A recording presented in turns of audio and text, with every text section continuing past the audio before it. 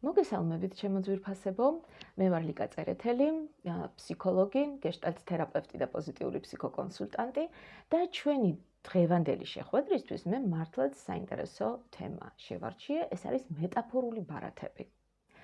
მეტაფორულ ბარათებს ძალიან აქტიურად ვიყენებთ ფსიქოთერაპიულ პრაქტიკაში.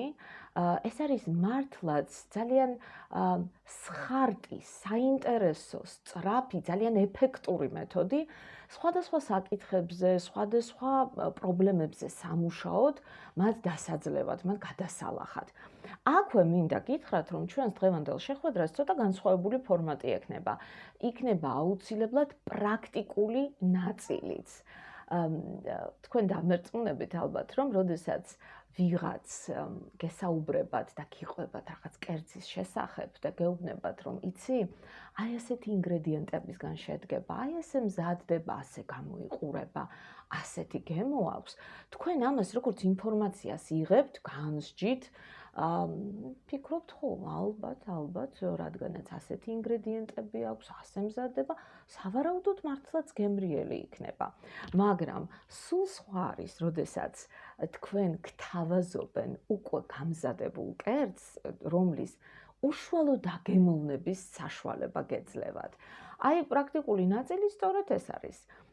როდესაც თქვენ დაგემოვნების საშუალება მოგეცემათ, ნახავთ, როგორ ხდება ბარათებზე მუშაობა, საით მივყავართ მათ და საერთოდ რა პროცესია ეს ბარათებზე მუშაობის. მაგრამ ჩვენ რომ არ გაგვიგრძელდეს დიდად საუბარი, მე ქრონოლოგიურად მივყვები.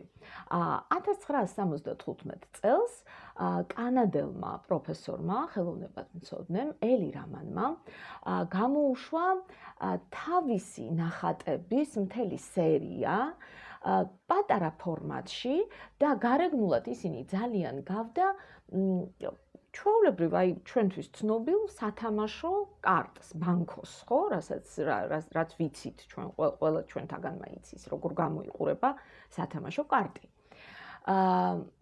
რა იყო ამის მიზანი?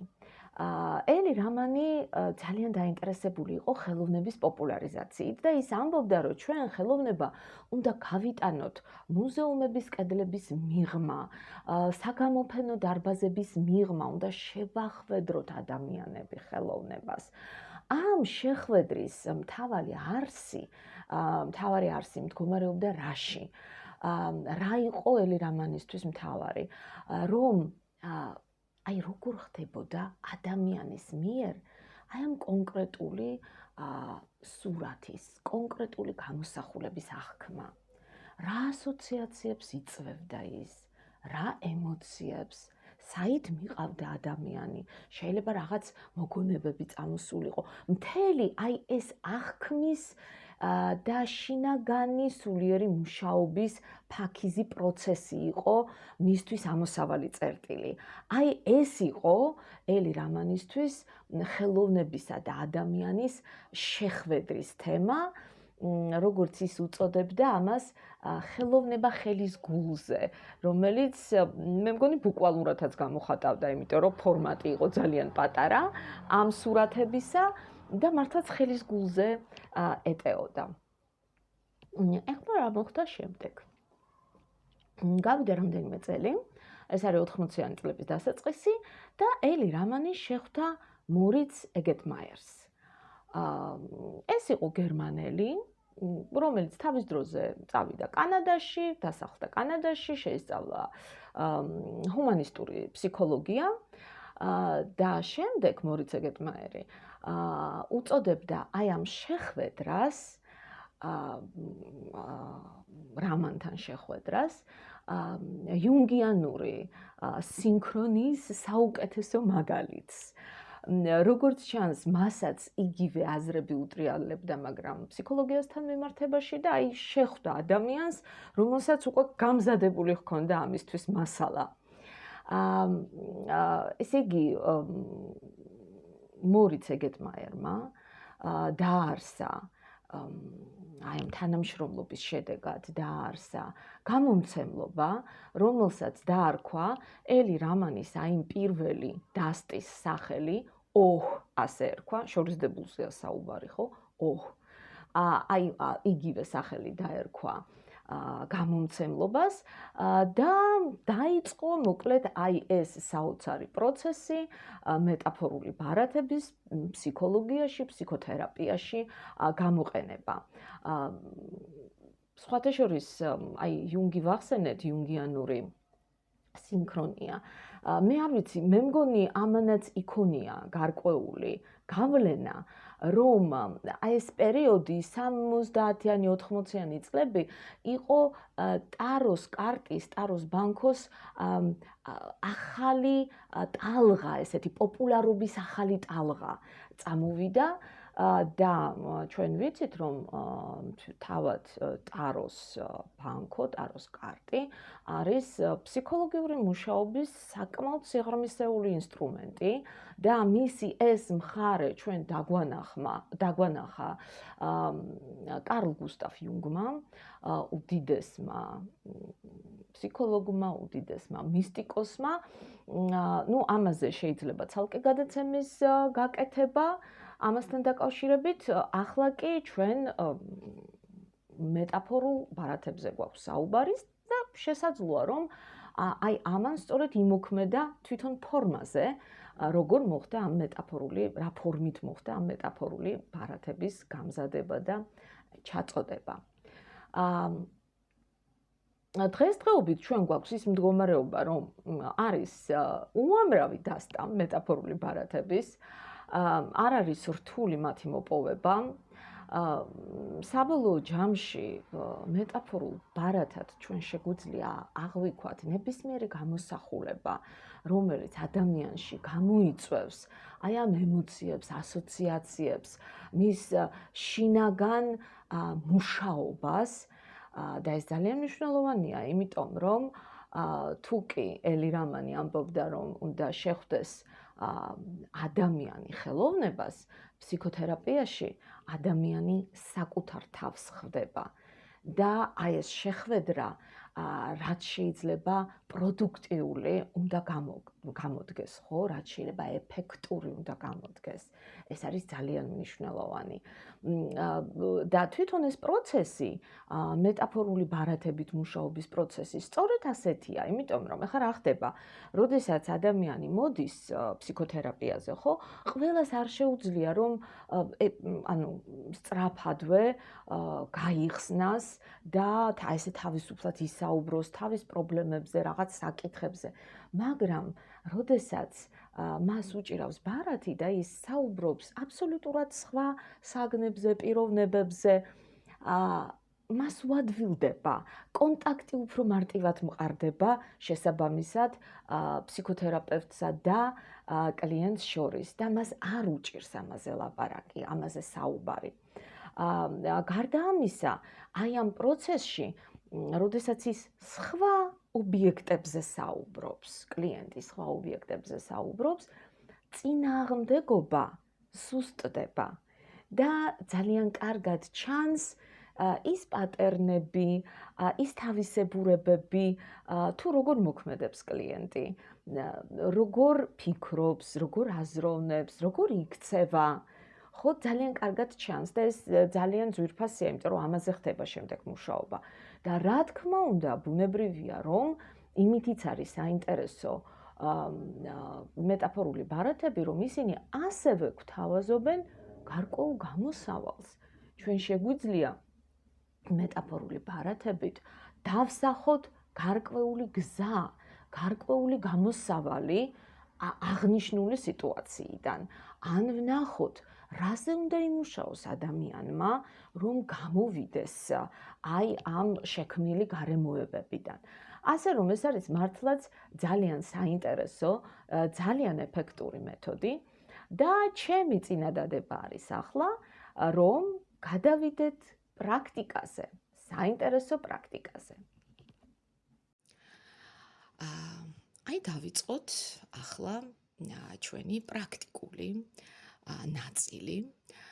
კლიენტის кейსი, რომელიც მე გამომაქვს, ბუნებრივია, მისი თანხმობით, მისი პიროვნების ანონიმურობის დაცვით. დავიწყოთ.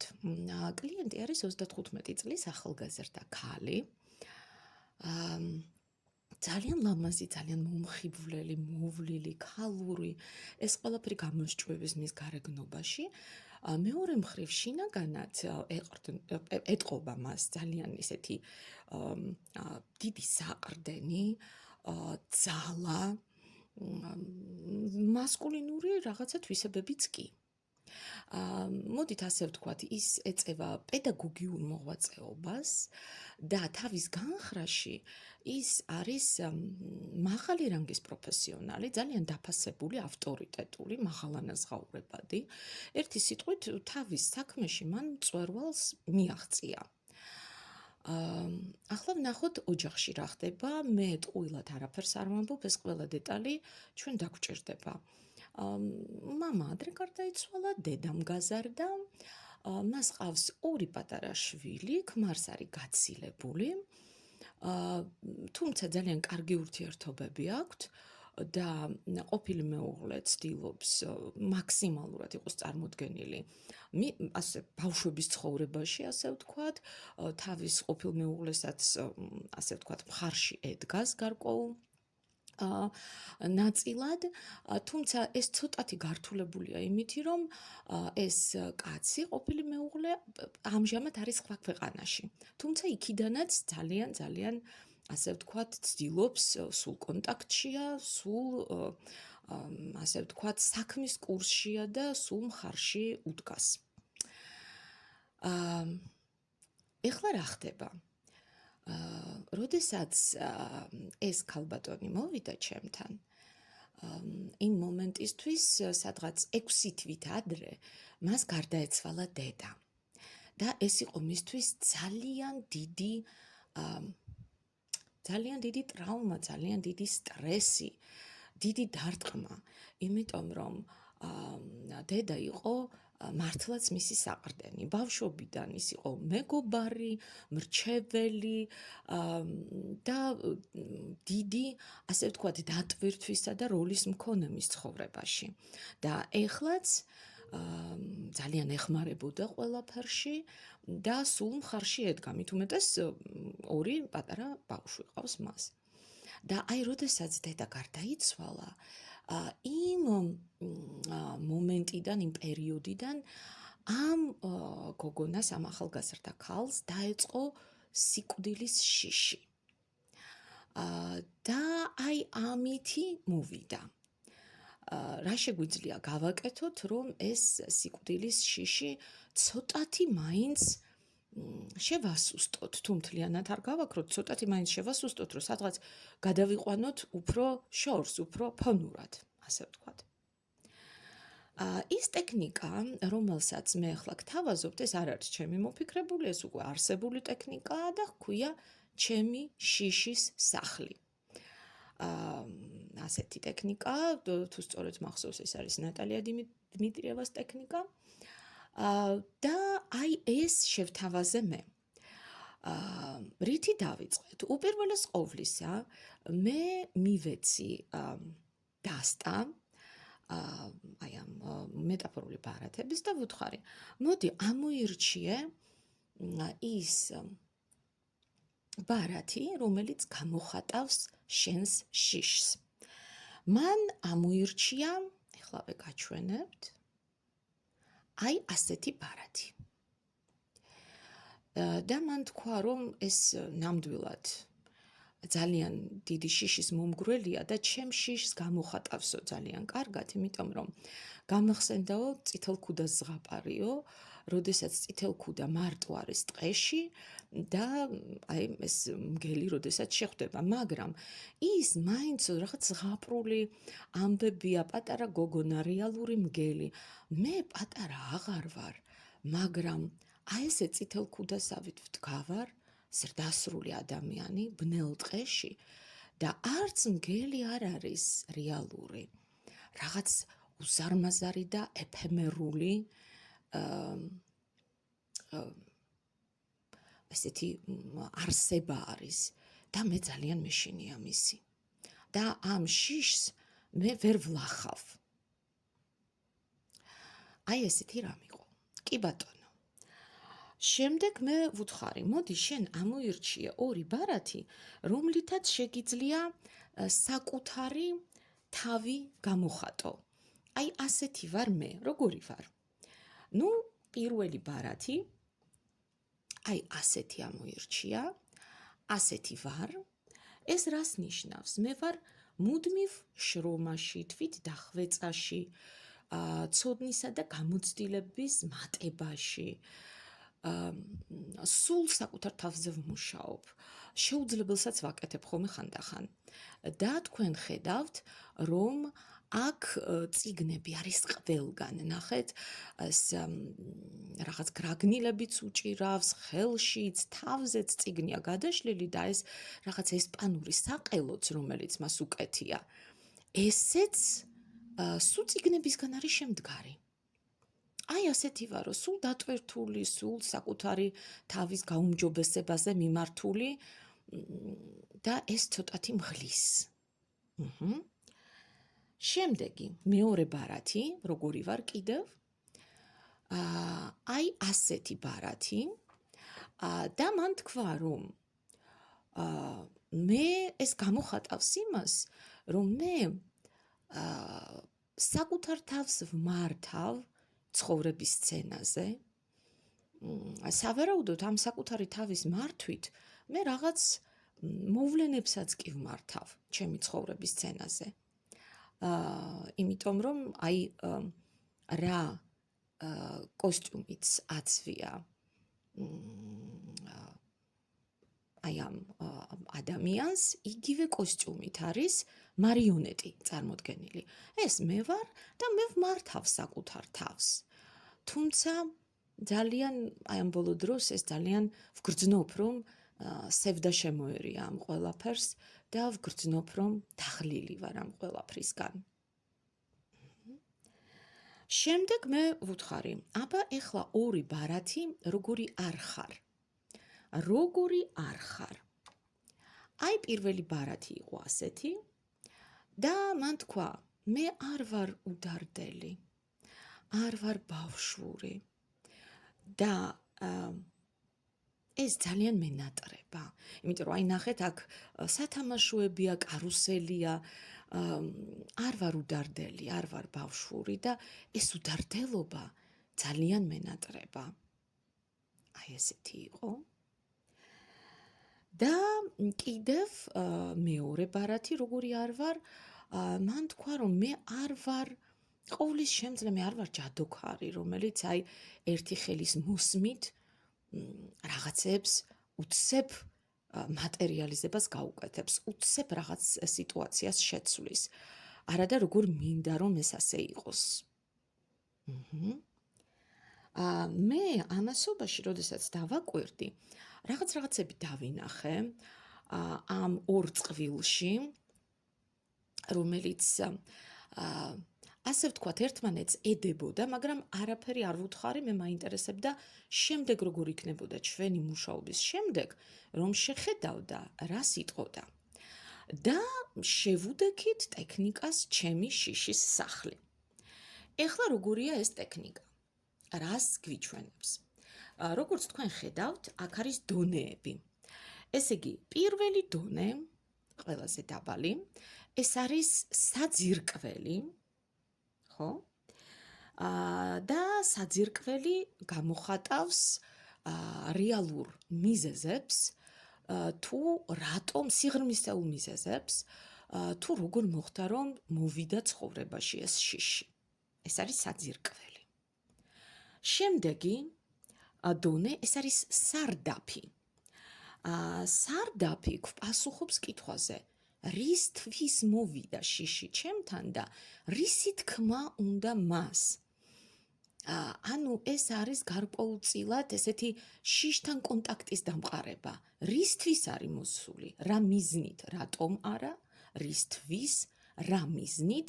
და რისი თქმა უნდა ჩემთვის მას? შემდეგი ესე იგი დონე, ეს არის ოთახები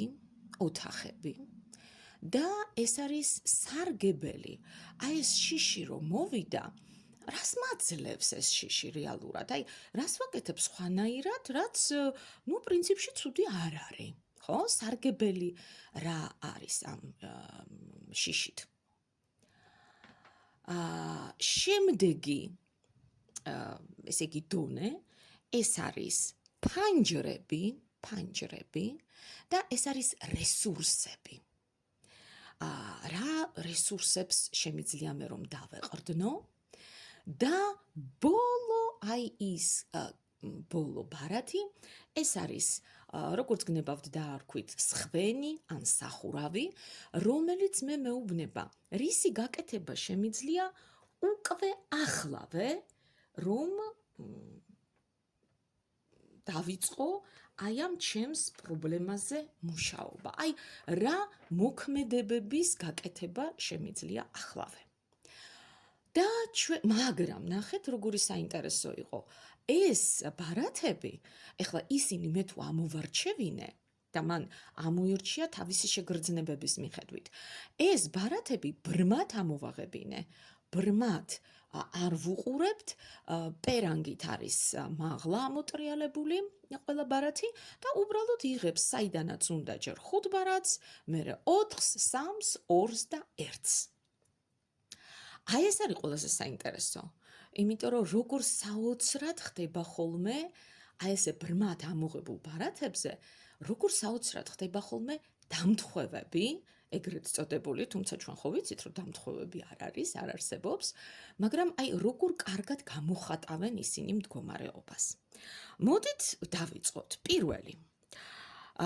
ჯერ ვახმოვანებთ აი სიღრმისეულ მიზეზებს და მოდით ვნახოთ პირველი ბარათი.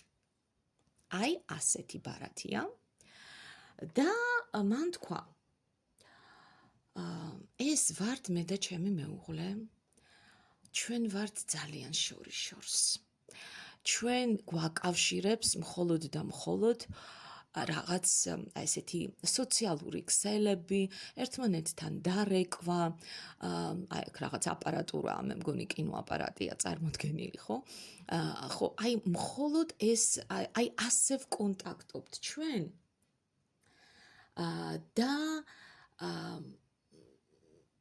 პრინციპში მე უფრო დიდი საყრდენი მჭირდება. კი, საყრდენია ის, მაგრამ ჩემს გვერდით მაინც არ არის.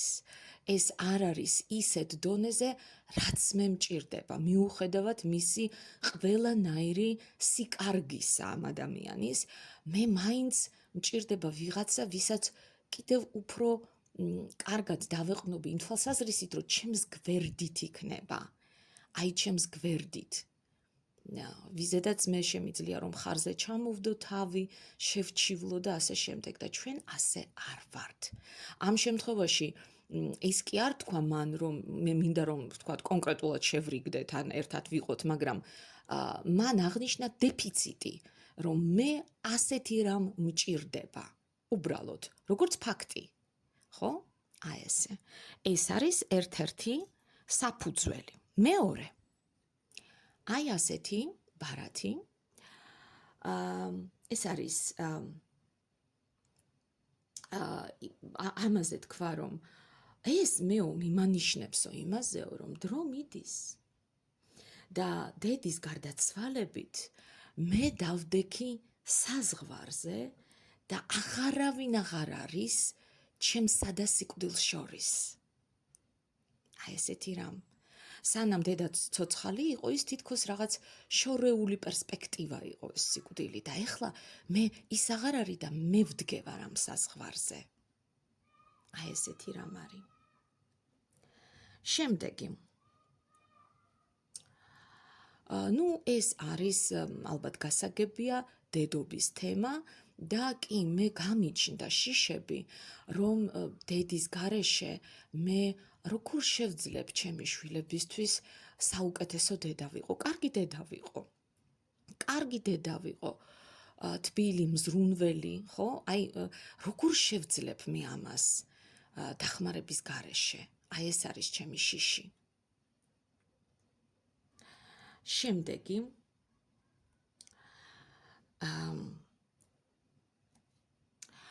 აა, აი ესეც დაახლოებით იგივეს წარმოადგენს. აა, ესეც საუბარი არის იცით როგორი რაღაცა თქვა, რომ რამდენად შევძლებ მე, რომ აი ესეთი მფარველი ანგელოზი ვიყო ჩემი შვილებისთვის, ანუ რამდენად შევძლებ მე მათი დამცველი ვიყო ყველაფერში. აი ესეთი ასოციაციები გამოიწვია აი ამ ბარათ მამასში. და ბოლო ბარათი ამ სიღრმისეულ შიშებში მან თქვა, რომ ხო, აი ეს ცხოვრება კინოფილმს გავს, ძალიან მოკლეა და ეს მაშინებს კინოფილმივით მოკლეა. აი დასრულდება ამ ფირის, ასე ვთქვათ, ტრიალი და ცხოვრებაც დასრულდება. აი ესეთი იყო ეს სიღრმისეული შიში. ახლა სარდაფზე გადავიდეთ. ვნახოთ, ესე იგი, გახსენებთ, რისთვის მოვიდა შიში და რისი თქმა უნდა ჩემთვის. აი პირველი ასეთი ბარათი, რაზედაც მან თქვა.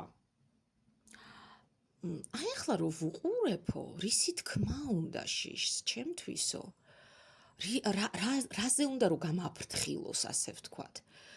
ეხლაო მე აი ესეთი შეგრძნება მომდისო, რომ დრო კი მიდისო მე როგორც ვთქვიო და თან ბევრი რაღაცა მაქვს მოსასწრები, მაგრამ მე თუ არ დავისვენე, მე თუ არ მოვდუნდი და არ განვიტვირთე, მე ვერაფერს ვერ შევძლებ.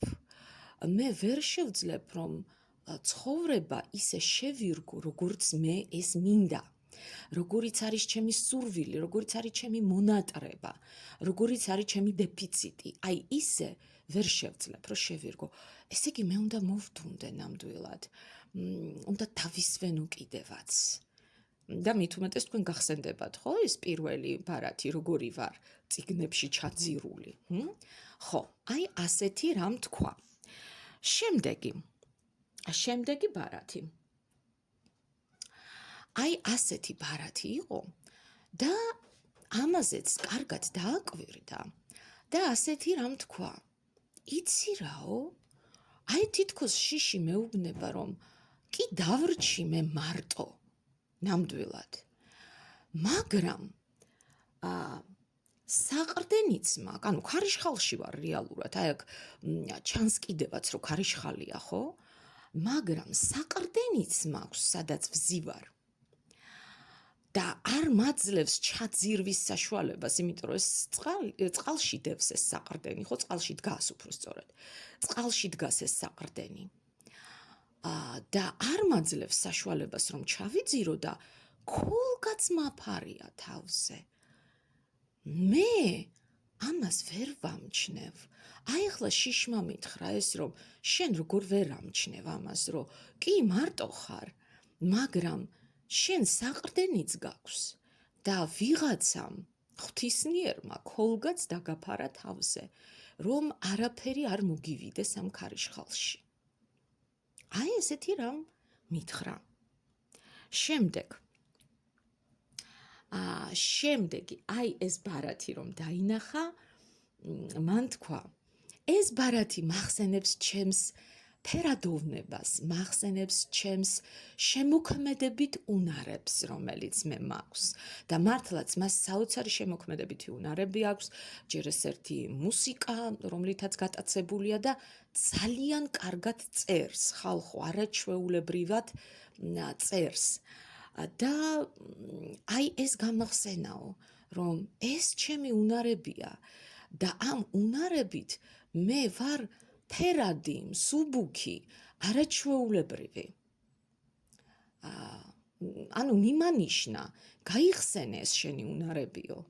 აი ესეთი ამბავი იყო. შემდეგი. აი ეს ბოლო, ამას რო დააკვირდა, ასეთი რამ მითხრა. შიში მეუბნება. მოიცა შენ რისი გეშინია? შეხედე, შენ რასაც არ უნდა მოჰკიდო ხელი, რაც არ უნდა მოინდომო, ყველაფერი გამოგდის არაჩვეულებრივად, ყველაფერი გამოგდის ფერადოვნად, ყველაფრის ძალა და შემძლეობა გაქვს. შეხედე როგორი ხარ, შეხედე რამდენი რამ შეგიძლია და რაც მთავარია, როგორ შეგიძლია რომ გააკეთო. აქ ჩემთვისო მოდისო ფერებიო, სიმსუბუქე, ფერადოვნება, აი ეს რაღაცა ფერადი ციცინათელები.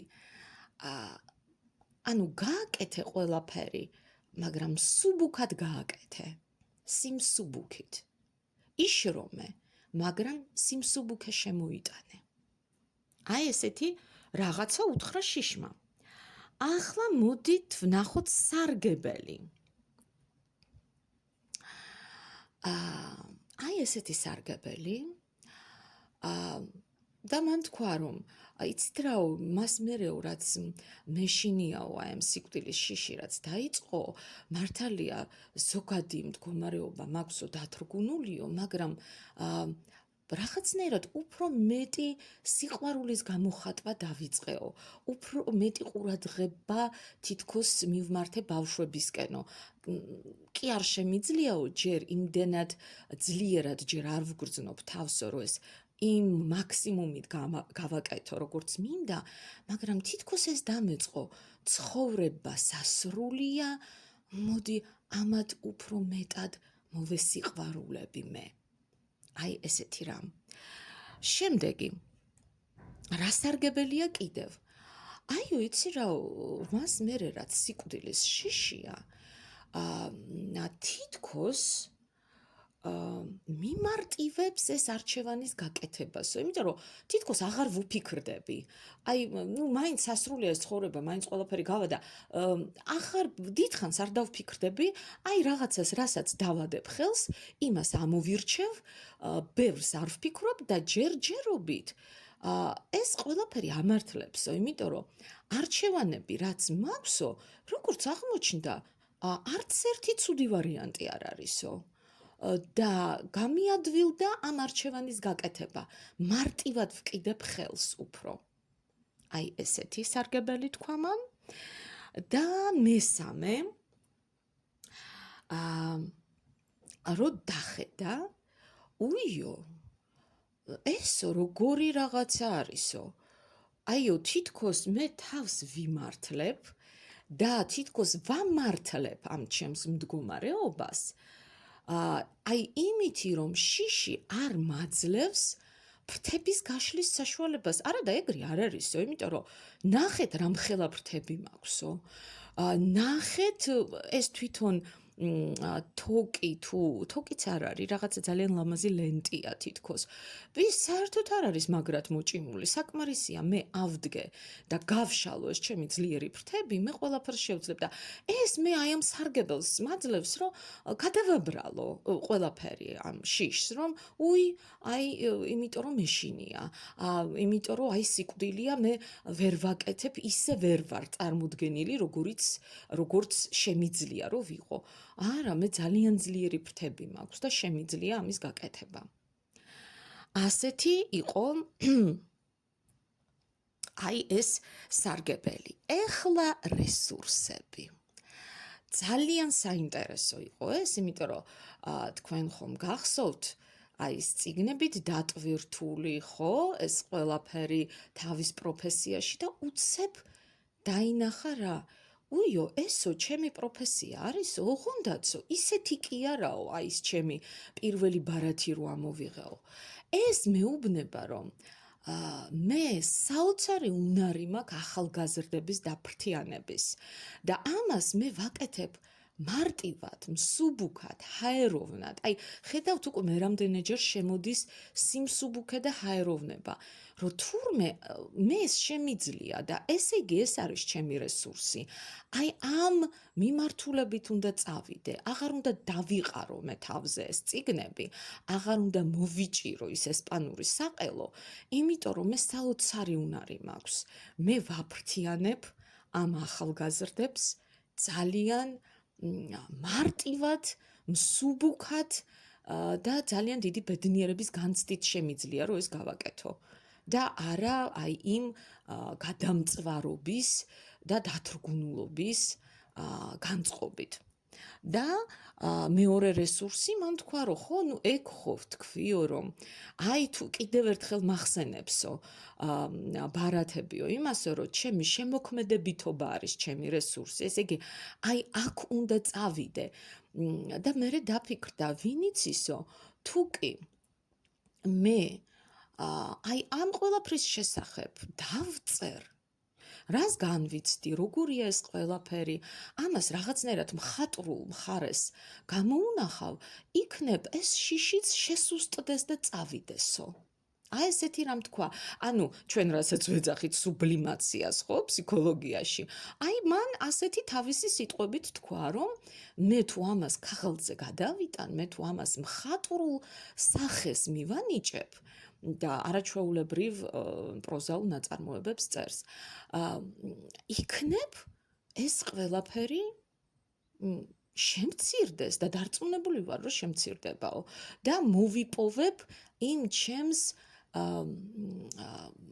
წონასწორობას. და ბოლო ეს არის რა შემიძლია გავაკეთო უკვე ახლავე რა მოქმედებები იმისთვის რომ უკვე პირველი ნაბიჯები გადავდგა და მან თქვა უიო ეხლა მეო ძალიან კარგად ვხედავ რომ აი ეს რქიანი ვინც არის ეს არის შიში აი ეს არის ჩემი სიკვდილის შიში მაგრამ მე შესანიშნავი დაცვა მაქვს ყველა მხრიდანო და მე შემიძლია ამას დავუსხლტე ხელიდან, იმიტომ რომ ქვემოდან ჩვენ ვხედავთო ცეცხლის ალსო, ეს ცეცხლი ყოველთვის ჩემთვის არისო ძალიან ისეთი მნიშვნელოვანი სტიქია, ეს არის შემოქმედება ჩემი, ეს არის აი რო იწვი ამ შემოქმედებითი, ასე ვთქვათ, სურვილებით, ხო?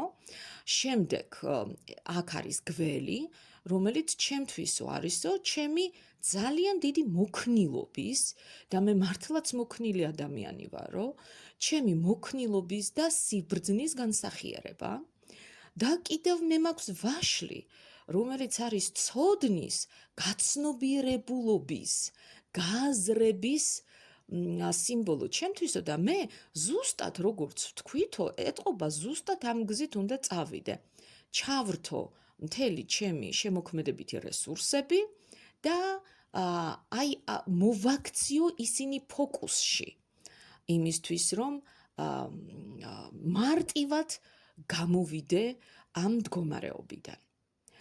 აი ასეთი რამ იყო და მე ვუთხარი რომ ხომ არ მეტყვი, ხომ არ შეავლებ თვალს შენს ბარათებს, რომლებიც პირველად აირჩიე, ეს ვარ და ეს არ ვარ და რამე ხომ არ შეიცვალა, რას მეტყვი. და მან თქვა, კი როგორ არა, ჩვენ რამდენჯერ ვთქვითო, რომ აი სიმსუბუქის თემა, რომელიც აი ამ პირველ ბარათში საერთოდ არ არის, დატვირთულობა, აქ კი არის მეორეში მართვა, მაგრამ არის ასევე სიმძიმე და სევდა და ეხლა მე დავინახეო, აი ამ ორ ბარათში, უპირველეს ყოვლისა პირველში, რომელიც ვთქვიო მე რომ მე არ ვარ ბავშვური და არ ვარ უდარდელი, ღმერთო ჩემო, ეს უდარდელობაზე კი არ არისო ეს ბარათიო, ეხლა დავინახეო. მე დავინახე ისო რომ კარუსელის ცხენი გადაიქცა ცოცხალ ცხენად, საერთოდ არ დამინახავსო ეს პირველად რო შევხედეო. ეს ნიშნავსო რომ მე ისევ სიმსუბუქის თემა შემოდისო, რომ მე შემიძლია ჩემი ყველა ნებისმიერი ოცნება, განვა სხეულო, განვა ხორციელო, სწორედ აი ამ ბავშვური სიმსუბუქით, როგორც ბავშვები მარტივად აკეთებენ, თამაშობენ, აუთენტურები არიან, მსუბუქად აკეთებენ ყველაფერს, აი ამ უნდა დავიბრუნო ეს და მე არ ვარ კი არა ესეთი, მე ყველაფერი შემიძლია, ამით შემიძლია, რომ ყველაფერს მივაღწიო, ყველაზე შეუძლებელიც კი განვასხეულო. და როგორ არა, ჯადოქარი არ ვარო, მე ვთქვიო და როგორ არ ვარ ჯადოქარი, თუ კი მე შემიძლია, რომ ეს გავაკეთო, მაშინ ყველაფერიც ვარ.